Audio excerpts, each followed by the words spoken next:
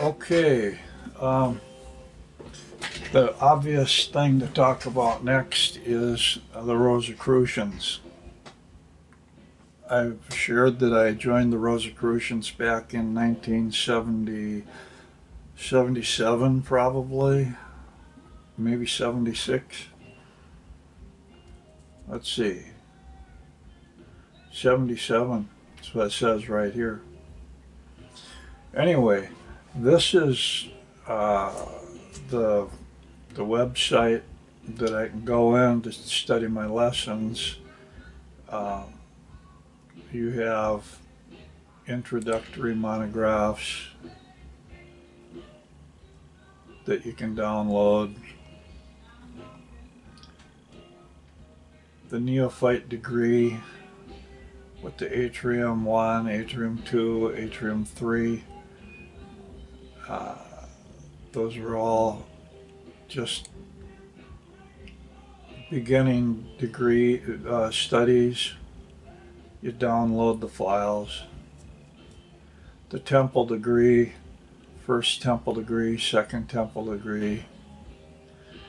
And then the 12th, you see how big the 12th degree is.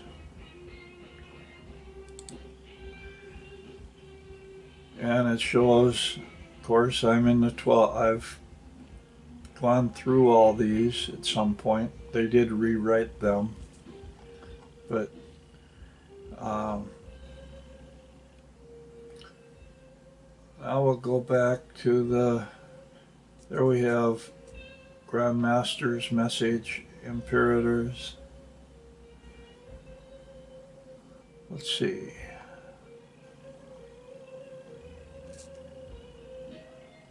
Maybe we'll go to the home page. There's videos you can watch. Sacred history of the video of the Rosicrucians.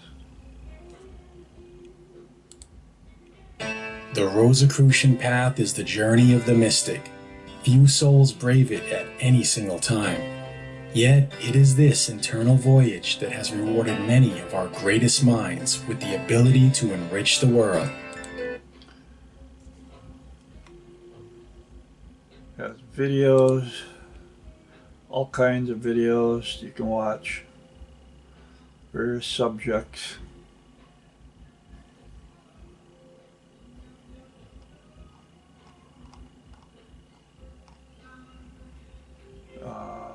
Let's see, texts, Rosicrucian books. Let's see, Rosicrucian Digest archive by decade. You can go back to the digest and read all those. It's got all these subjects talking about.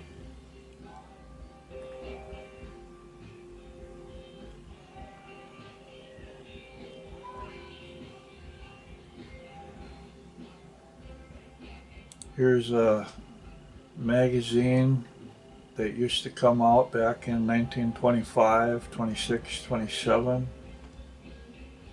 Look at Rosicrucian Park.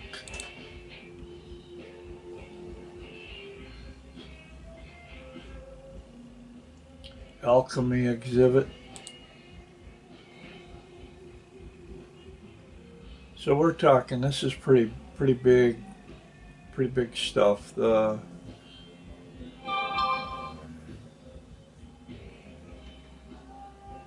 Grand Temple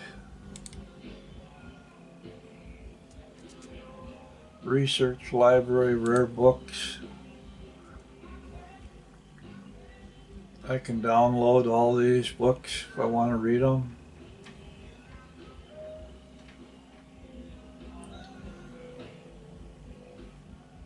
So as you can see, this is quite the deal. A lot of resources available to me. I'll switch over.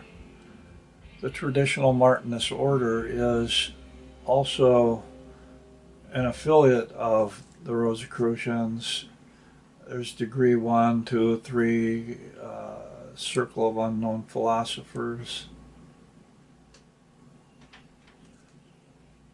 which I also have all these that I've studied over the years.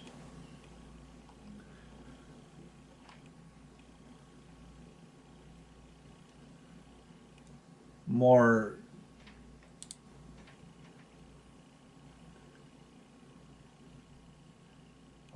things I can download to read or whatever. A person could take a lifetime studying the stuff that's available uh, on this site, actually. And it has taken a lifetime. Labyrinth, huh? Rosicrucian Park, that's in California someplace.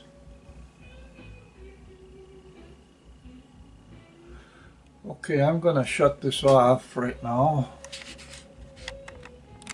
All right, I thought I would shut that down a little bit. Talking about Rosicrucian material, here's, let me, where am I? Okay. Wisdom of the Mystic Masters, Joseph Weed. This little book is considered a Rosicrucian book by somebody that actually was part, my understanding, part of the Amark crowd. It's old. Well, the late Joseph Weed was a lifelong student of esoteric philosophy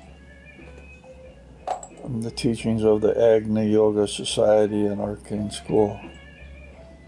Anyway, he actually talks about going to seminars or places where flowers manifested and dropped down from the ceiling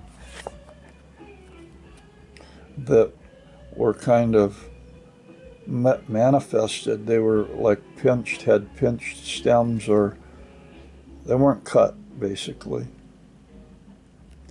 Anyway, another Rosicrucian. This book is the American Rosicrucius, 1917. This is a copy of the magazine that came out in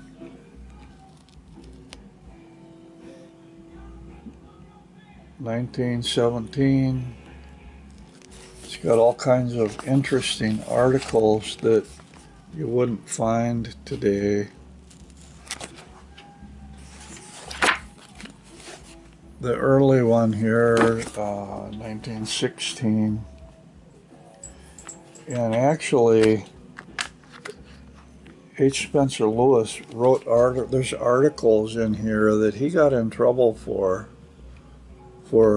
writing about things that he shouldn't have been writing about.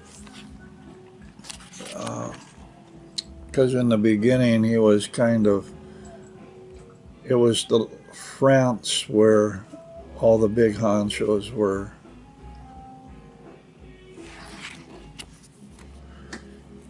But when you talk about the Rosicrucians, you also talk about alchemy. And while this is not a Rosicrucian book by itself, this is perhaps one of my most powerful books by Mary Ann Atwood that talks about alchemy, Hermeticism. And after it was published, her and her father went ahead and they tried to recall it and burned them all because they gave out secrets that they shouldn't have given out. And what it does is it gives studies and essays from just about all the known alchemy references and Hermetic references to kind of describe them, to talk about what they are. Breaks the code, basically. Well, I know this is not all that much, but I wanted to put this in with it because it's very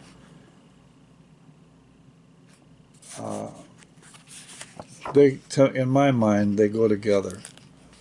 Because we're talking about spirituality, we're talking about spiritual alchemy, and it's very much part of the Rosicrucians. When you talk about Freemasonry, you talk about the Rosicrucians are involved with that too. So, and the OTO has the Rosicrucians involved in that. Basically, what kind of happened, Theodore Roos, well, H. Spencer Lewis and Aleister Crowley both were invested and initiated in the John Yarker type of masonry, which was considered, it wasn't accepted by normal masonry, but it had a lot of the same stuff. And H. Spencer Lewis went with the purely mystical, spiritual stuff. Crowley went with incorporated sex magic. The OTO had sex magic, whatever. But at the very last, Theodore Roos expelled Crowley, or tried to. And Crowley took over the OTO in a way, but Theodore Roos tried to make a deal with H. Spencer Lewis to where that magical current went to the Rosicrucians or Amorc instead of to Crowley's OTO. So I find it interesting that I've been initiated into both currents. And it's interesting because the Crowley OTO, they also have the Gnostic Catholic Church, which was created and run by Dr. Gerard Enkhaus, or Pappus. And the Rosicrucian Order Amorc has the traditional Martinist order, which was also run by the same person, Pappus. So it's kind of like cousins, if you will. And that's why there's so many, it's so hard to follow, to trace a lot of this stuff. Anyway, that's all I had to say about the Rosicrucians here for now. I still belong. I'm current. That you could see, I could log in. I can look up all those books or those monographs, lessons, and study. Till next time, thank you.